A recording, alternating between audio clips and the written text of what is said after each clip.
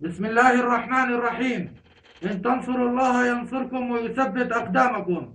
أنا الملازم أول ماهر زيود، أعلن مع مجموعة من الضباط وصف الضباط والعناصر انشقاقي عن الجيش الأسدي الخائن وتشكيل كتيبة جند الله في دمشق وانضمامنا للجيش السوري الحر، وذلك للدفاع عن الأعراض والمقدسات وحماية المدنيين.